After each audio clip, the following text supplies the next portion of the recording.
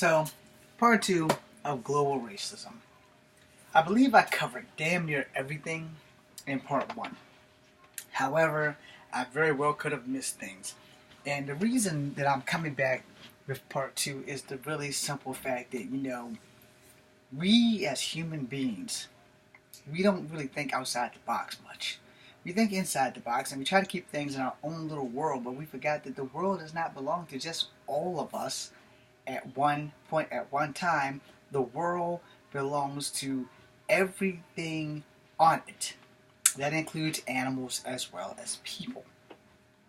Animals don't really have a lot of racism in them, but humans change animals. If animals are picked on by certain races of people, those animals will definitely retaliate against those people. Even if those people aren't the exact same people, but the skin tone is the same, and animals will do that. We've had a racist dog. It was obviously attacked, by people of non-color, and the dog tried to bite someone, and it bit me because I wouldn't let it bite this young white man.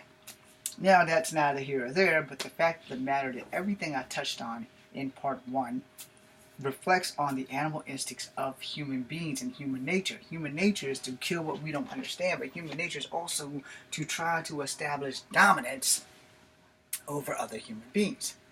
Most of this is what spawns racism. I'm white, I'm right, you're not, and you're wrong. It's one of those things. Now, granted, let me correct that. Because not all white people feel that way.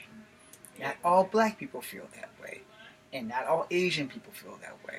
In fact, here's the hardcore truth. As a mixed man, I've had more racism from black people than I've ever had from Asians or whites. I can't speak for Asian people. I can't speak for white people. But I can speak for black people that have racially insulted me because I'm not all the way black. Newsflash for you fuckers, if you were born in America and you have an American grandfather or American grandmother who is a descendant of a slave, it's more than likely that you have either white or Native American in you, just like me. How much you have is the deciding factor. They come out with all these DNA tests and everybody wants to track where they came from. So here's the sad thing on that for me. If both of my maternal grandmothers are Native American, and one of my grandfathers is all black, and my other grandfather is mixed, all my genetic gene pool will mostly wind up tracking right the fuck smack back here in America. But we have a bunch of racist people here in America, and racism mostly lands in America because Americans don't want to sit down and have a conversation about racism. We really don't. You would think over the years of 1924, when Native Americans got their rights, that we would sit down and talk with them. You would think that when blacks got their freedom, you would sit down and talk to them. You would think that you would all find a way to find our differences when Asians started coming in and started helping us with the railroads and started helping us with the gold mines. And though some of them were executed and their goals were stolen, and then some of their daughters were raped, the celestial bride thing, and all this other clusterfuck evil heel that America doesn't want to acknowledge, we would all sit down and have a chat about the things that make us different and find out that it actually makes us the same. Because nobody wants to go, God, I stink. Let me go wash my ass.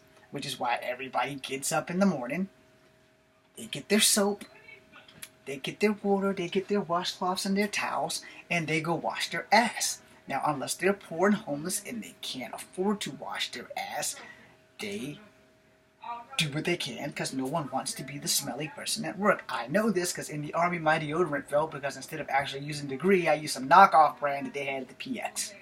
Okay, because it was all I could afford at the time, and sadly the shit failed. So I was the stinky guy at Fort Lee. Alright? Hey, gotta be honest, you gotta own it. Anyway, the whole point of that, of me telling you that, is that we all have the same similarities. We all have the worries of stereotypes. But we all don't see that shit. You'll see an Asian person and you'll be like, okay, how do I not offend them by finding out I want to know if they're Chinese, or if they're Japanese, or if they're Korean, or if they're from Vietnam, or if they're from the Philippines. Well, let me be honest with you. Have you thought of going up there and saying, excuse me, I know you probably get this a lot, but I don't want to offend you, but I want to know what your ethnic heritage is. I'm trying to do this as polite as possible. I know that you get this a lot, and I don't want to mistake you for an Asian ethnicity that you are not, because a lot of Asians get offended when you don't know what they are. Well, I've learned a few things about this, so I'm going to speak on it. 9 times out of 10, a lot of American-born Asians don't know what other American-born Asians are. And so they ask, or they'll start speaking Mandarin, or Cantonese, or whatever the Korean or the Japanese language is, and if the person responds, they will probably respond, I am not Japanese. Or they will respond, I am not Chinese, I'm not Korean, or I am from Vietnam. And most of them are okay with that when you ask them. But try not to forget that you asked them yesterday, so you don't have to ask them today. You know, the reason I said that is because when I started college way back in 1999 or 96 or something, I had to do a report. It was going to really offend Japanese people. I had like 6 Asian characters in my class. And when I say characters, that was my substitution for people. 2 were from Vietnam. 1 was from Korea. 2 were from the Philippines.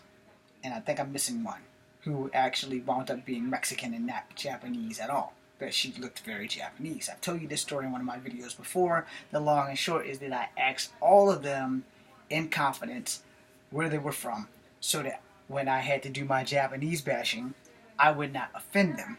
And the reason I asked them is because when I wanted to do a report, I wanted them to not be in the class, so it wouldn't ostracize them and make them feel bad about the things I had to say about Japan, Pearl Harbor, and Japanese karate.